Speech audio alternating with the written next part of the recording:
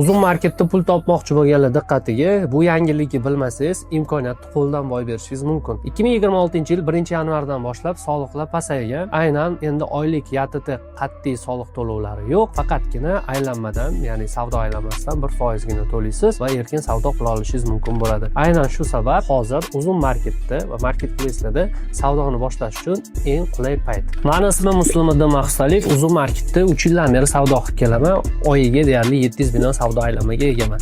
Tajribam davomida 2,5 mingtadan ortiq o'quvchilarimga uzun marketda o'z do'konlarini ochishga va yaxshi daromad olishga yordam berdim.